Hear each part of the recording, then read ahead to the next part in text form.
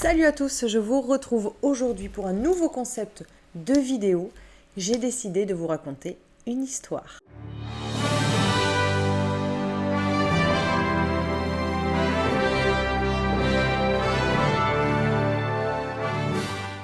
En tant que conseillère en immobilier, je me suis dit que ce serait sympa de vous raconter les histoires des différents quartiers, des différents monuments de Bordeaux.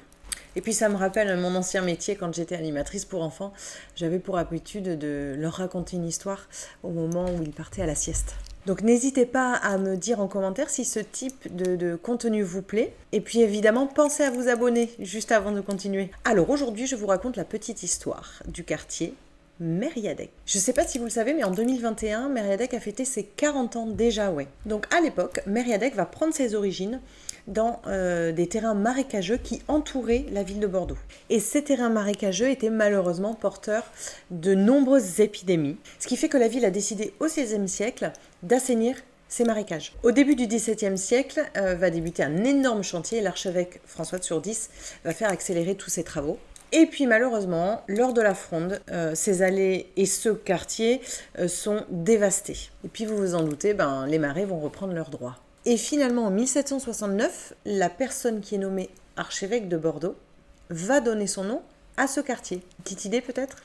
Ferdinand Maximilien de Mériadeck de Rohan. Alors Mériadeck sans K. Alors s'ensuivent des travaux d'assainissement, de lotissement qui vont durer hyper longtemps et ne seront pas finis avant la première moitié du 19e siècle. En 1802, on va voir apparaître un jardin botanique qui est situé le long de la rue Georges Bonnac. Et puis dans les années 1920, 30, 40, l'habitat va se densifier. On va voir apparaître la place Rodez, la place Mériadeck. À ce moment-là, le quartier est encore insalubre et il n'accueillera que des ouvriers et des artisans. Et puis petit à petit, il va se paupériser. Et puis malheureusement, encore une fois, la ville de Bordeaux va s'en désintéresser totalement.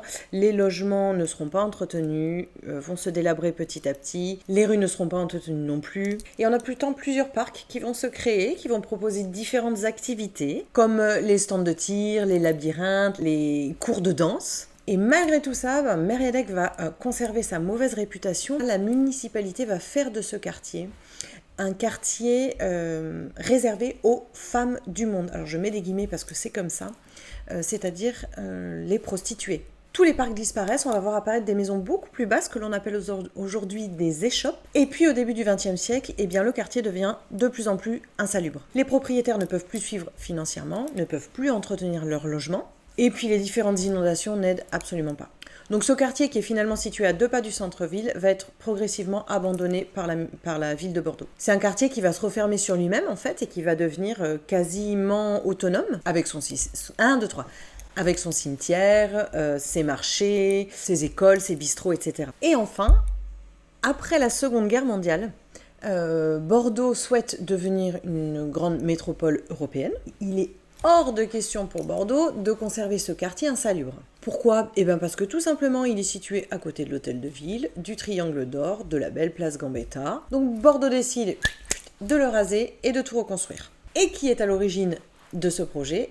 C'est tout simplement le maire de l'époque, Jacques Chaban-Delmas. Et il va demander à l'urbaniste Jean Royer de se charger de tout ça. Donc le nouveau quartier Mériadeck va s'étendre de la rue de François de Sourdis au cours d'Albret et du cours du Maréchal Juin à la rue Georges Bonnac. Et petit à petit, le quartier va se transformer. Donc dans un premier temps, c'était un quartier donc résidentiel. Et puis en 1964-65, on voit apparaître des activités tertiaires et administratives. Donc c'est à ce moment-là qu'est prévue la construction du centre commercial, d'énormément de bureaux, des terrasses que l'on voit aujourd'hui reliées par des passerelles. Et puis cette conception finalement va imposer quelque chose que Bordeaux n'avait jamais vu auparavant, c'est-à-dire la séparation de la circulation des piétons et des automobilistes. En 1971, le quartier est entièrement démoli, il n'existe absolument plus, les familles à faible revenu sont relogées et finalement expédiées au Grand Parc. Et petit à petit, on voit arriver différents bâtiments, notamment en 1967, la préfecture, en 77, je crois, je ne veux pas dire de bêtises, le siège d'une grande banque. Ensuite, la Cube, la patinoire, le centre commercial, l'hôtel de région et l'hôtel de police. Et en 95, et aujourd'hui d'ailleurs encore, le quartier ne fait pas l'unanimité. Et c'est vrai qu'aujourd'hui, Mériadeck est essentiellement un quartier d'affaires. Et il est vraiment le témoin de l'architecture des années 60-70, mais il fait partie du périmètre bordelais inscrit au patrimoine mondial de l'UNESCO. Et voilà, l'histoire est terminée. Et bien, j'espère que ce contenu vous a plu. Dites-moi plus en commentaire, surtout abonnez-vous. Et puis, n'oubliez pas que je suis là pour vous et je vous dis à bientôt.